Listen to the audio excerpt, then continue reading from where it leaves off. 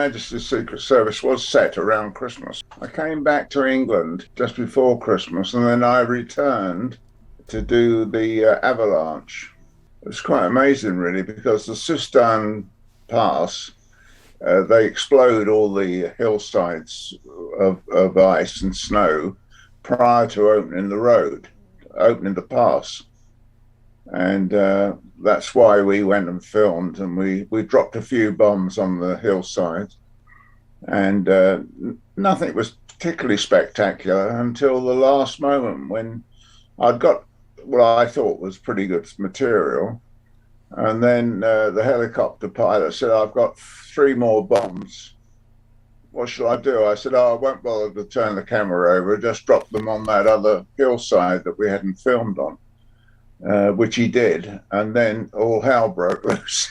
The whole hillside came down, and of course Alex Barbie was the cameraman, and he started filming right away, and we got the spectacular footage that you saw in the movie. We were in danger of our lives, I tell you, because it looked pretty solid to the eye. In fact, it was 90% air, but it looked solid, and it completely engulfed us. Everything blew away because you get a terrific wind with it as well. DIANARI'S, I shall never forget her, filming her on the Kleiner Scheideck in Switzerland, and she brought her case of champagne along, which she always did. And we had a race down the mountain with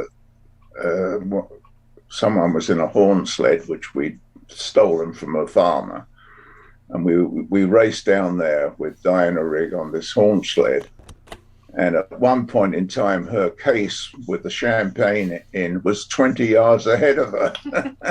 It was going faster than the horn sled was going, and we were pursued by an irate farmer who followed us into the local bar, and there he got drunk with us, and we all got drunk. We had a wonderful evening. So I shall always remember DIANARI'S from that encounter. Cortina, for instance, when we went there, it had a very poor snowfall that year. It seems to happen every time the James Bond film goes to a location. There's very little snow. It happened on Her Majesty's Secret Service. It happened on For Your Eyes Only in Cortina. It was a mixed blessing in a way, because the motorcycle sequence, it made that much easier for us to shoot. The bob run, of course, that didn't really affect that too much, but we had to bring in ice blocks from Bern every night to bolster up the bob run sequence on Her Majesty's Secret Service. But the bonus there was that I met Willy Bogner, the German skiing cameraman, and he'd not been used on the film very much, and he approached me and he said, "I can do wonderful things handheld, with my skis pointed at both ends and what have you." And I in fact used him on the bob run sequence, and he said to me, he said, "Because the bob is heavier than I am, I can't keep up with it with my camera. It'll run away from me." So I jokingly suggested that we tied him to the back of the bob with a wire. And he said, "Oh, brilliant idea." And that's how we filmed that. We measured off exactly the distance to the action, and he was able to keep everything in focus, and he was towed along the bob run at 60 miles an hour. And only on one occasion did he have to drop the camera and leap out of the run. But other than that, it worked perfectly. Of course, I used Willy then subsequently on all my ski sequences, on all my films. He was a great asset to me. He never stopped joking around. He was a sort of an overgrown schoolboy, really. And he had rather a schoolboyish type of humor, But the crew loved him, and he could do no wrong, really. Yeah, I thought it had some good stuff in it, some good action in it. Bit overlong, I'd say. If they put it out at 2 hours 40, you can imagine how long it was when he ran his first cut, can't you? It would have been at least another hour longer than that. So it must have been a struggle. One of the things that's very important is you time the script before you shoot the film. And though you're not always accurate, you are within a quarter of an hour or 20 minutes, before you have to start whittling it down. Because obviously, if a film goes out 2 hours 40, you're going to miss one complete showing a day in a cinema. So it's going to cost you money, isn't it? So we were always conscious of that. And the story was a little bit confused, but apart from that, a lot of people enjoyed it. It might be a generation thing, I think it maybe appeals much more to the younger audience, which is great. But us old timers, I think we long for the old Sean Connery and Roger films and the simpler stories, easier to. There's probably in the world today, there's not a lot really that you can do that isn't technical, which is original, but I think all this DNA stuff and that goes over the head of most of the older people.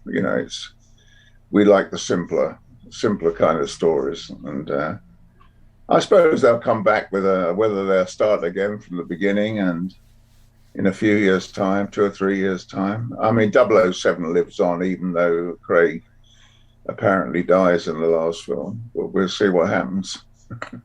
The pandemic, it seems to be having a new wave, doesn't it? Everywhere, it's more under control in the UK, I think, but it seems on the continent that it's really getting out of hand again, which is a shame at this time of the year when everyone wants to see all their relatives and so forth. It's going to affect us here as well. I mean, we're cutting down. I'm seeing my extended family on Christmas Day, but that's about it. I shall come back the next day. I'll just stay one night over. But other than that, we've got very little. We just made some arrangements for New Year, but with just a few friends in our home. But most people, I think, are restricting their celebrations, keeping the numbers down and just using family members, really.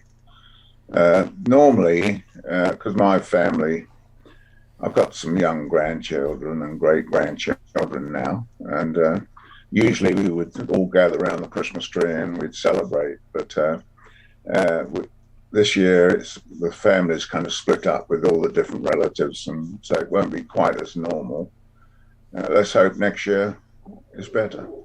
James Bond lives on, despite all this trouble there is in the world. And I look back, I saw some friends the other day, and they were screening Octopussy, one of my films, on TV, I think last week here in the UK. And lots of people have come up to me and said what a fantastic, fun film it was, with Roger Moore dressed up as a clown and in a gorilla suit in the circus.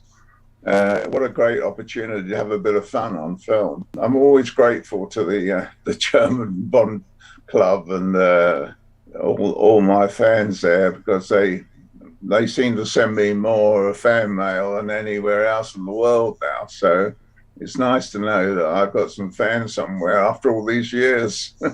So a Merry Christmas to everyone and a Happy New Year.